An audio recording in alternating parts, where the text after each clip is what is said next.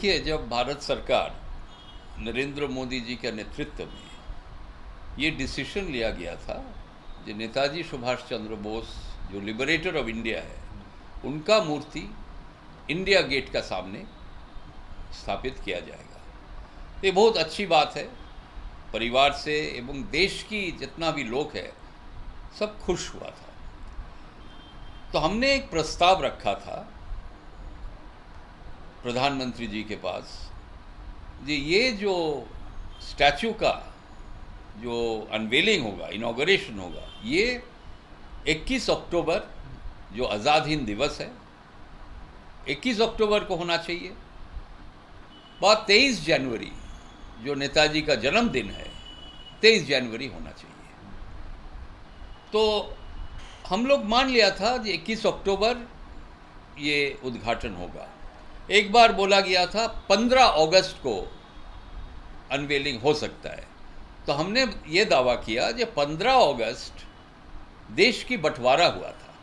नेताजी अखंड भारत की पहला प्रधानमंत्री थे। तो जब देश की बंटवारा हो गया और पूर्ण स्वराज हम लोग को नहीं मिला, उस टाइम आज़ादी का लड़ाई पूर्ण स्वराज के लिए हुआ था।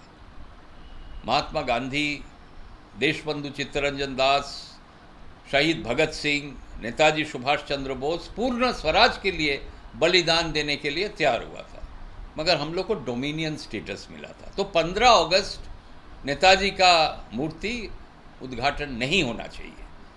तो सरकार ने मान लिया, मगर 8 सितंबर का क्या रेलेवेंस है आईएनए व नेताजी सुभाष चंद्र बोस के बारे में, ये थोड़ा प्रश्न आ रहे सामने।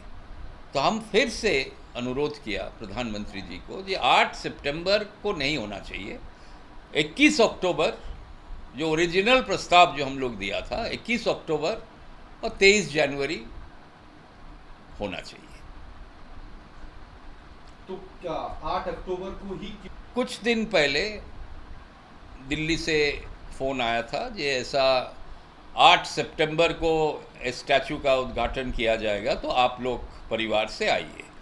तो हमने बताया, देखिए ये तो कुछ दिन बच गया। अभी सीनियर मेंबर्स जो है नेताजी परिवार के, अनीता बोस फाफची जो नेताजी का ओनली डॉटर है, वो तो जर्मनी में रहते हैं और उनका उम्र भी हुआ है। तो फिर इतना जल्दीबाजी में क्यों? हम लोग सब जरूर आएंगे। ये बहुत गर्व की बात है, ये इतना सालों के बाद इंडिया गेट, ये बहुत बड़ा स्ट्रेटेजिक लोकेशन है।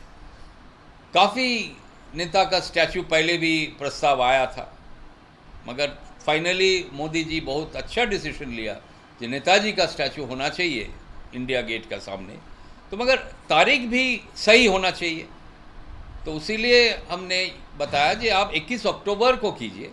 हम लोग सब जरूर हम लोग आएंगे, मौजूद रहेंगे, और अनीता फाफजी भी आएंगे। तो अनीता फाफजी एक प्रधानमंत्री जी को भी चिट्ठी दिया था कि आपके साथ हम एक मुलाकात करना चाहते हैं, कुछ डिस्कशन करना चाहते हैं, मगर वो अपॉइंटमेंट शायद नहीं मिला। तो फिर उन्होंने बताया कि अभी आके तो कोई फ़ायदा नहीं है। अक्टूबर में वो आने के लिए प्रोग्राम बनाया था, तो अक्टूबर में 21 अक्टूबर में होते तो अनीता जी जरूर आते और प्रधानमंत्री जी को साथ भी मुलाकात हो जाते। तो ये 8 सितंबर डेट किसने चुना है, ये थोड़ा प्रश्न सामने आ रहा है। तो क्या अनीता पॉफ या फिर बोस परिवार की तरफ से आप लोग कोई शामिल रहेंगे इस कार्यक्रम में, जहां पर प्रधानमंत्री इस मूर्ति का उद्घाटन करेंगे? देखिए, 8 सितंबर जो बताया जा रहा है, न्यू विस्टा प्रोजेक्ट, जो नया पार्लियामेंट बिल्डिंग बन रहा है, अच्छी बात है। तो वो पार्लियामेंट बिल्डिंग का भी उद्घाटन हो रहा है। तो फिर नेताजी स्टैचू भी हो रहा है, पार्लियामेंट बिल्डिंग का भी उद्घाटन आ रहा है। नेताजी का जो मूर्ति, वो मेन प्रोग्राम रहना चाहिए जब भी हो। इसके साथ दूसरा कोई प्रोग्राम नहीं जुड़ना चाहिए। आप न्यू विस्टा प्रोजेक्ट को उद्घाटन कीजिए, ठीक है, कोई प्रॉब्लम नहीं है। उसके साथ अब नेताजी को भी ये प्रोग्राम आप जुड़ रहे। नेताजी का मेन प्रोग्राम होना चाहिए उस दिन, और कुछ बड़ा कार्यक्रम नहीं होना चाहिए। फोकस रहना चाहिए नेताजी के ऊपर, कारण नेताजी आज़ादी का लड़ाई में शेष लड़ाई उन्होंने किया था। जिसके कारण आज भारत आज़ाद है। काफ़ी लोग का कंट्रीब्यूशन था, ये हम मानते हैं, मगर फाइनल जो लड़ाई था वो था सुभाष चंद्र बोस का लड़ाई।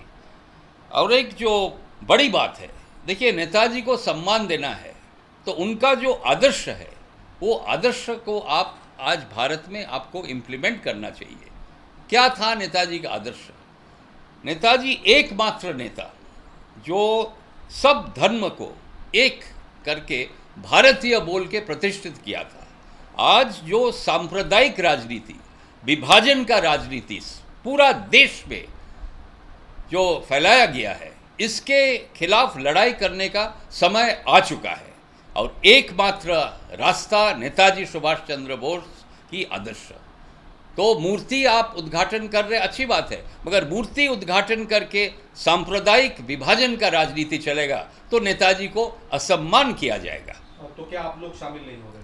हम लोग शामिल नहीं हो रहे, कारण इतना 3-4 दिन में अनीता फफ जी को जर्मनी से आना संभव नहीं है। और 8 सितंबर का क्या इम्पोर्टेंस है ये तो बताया नहीं जा रहे। 8 सितंबर से INA व सुभाष चंद्र बोस से कोई मतलब नहीं है। आप न्यू विस्टा प्रोजेक्ट आप उद्घाटन कीजिए, कोई इतराज़ नहीं है, मगर उनके साथ आप नेताजी को मत जुड़िए। तो क्या इसे समय की पाबंदी कहा जाए, समय की कमी, या फिर एक डिसग्रेस लगता है आपको? नहीं, ये हम नहीं बताएंगे, ये कमेंट करना सही नहीं रहेगा। नरेंद्र मोदी जी नेताजी सुभाष चंद्र बोस को सम्मान देने के लिए काफ़ी काम किया है, कार्यक्रम किया है, म्यूज़ियम बनाया है, मगर जो करना है, जो मोदी जी जो वार्ता देता है सबके साथ सबके विकास, ये नेताजी का वार्ता है। क्या लेकर चर्चा करना चाहती थी अनीता मोदी जी से? देखिए, काफ़ी सालों से ये जो मुद्दा जो सामने आ रहा है, नेताजी का जो अस्थिया है ये रेंकोजी मंदिर में रखा गया है। रेंकोजी मंदिर का जो हाई प्रीस्ट है वो देखभाल कर रहे हैं, भारत सरकार ये स्पॉन्सर भी कर रहे हैं, भारत सरकार मेंटेनेंस का कॉस्ट भी दे रहे हैं।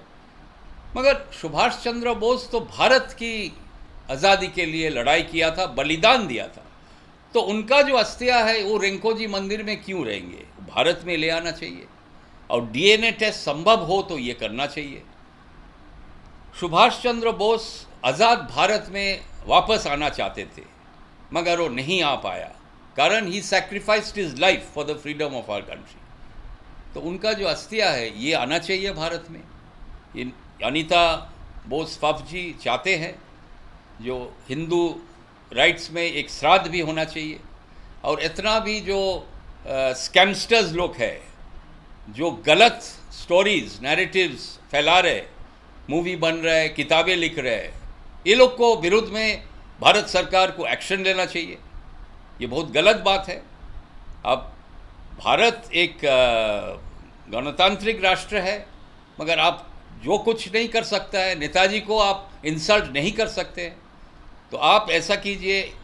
भारत में ये 125वां जन्मदिन हम लोग मना रहे हैं, इसी साल में नेताजी का अस्थिया भारत में लाने पड़ेगा, मेमोरियल होना चाहिए और हिंदू राइट्स में श्राद्ध पालन किया जाएगा परिवार के पक्ष से।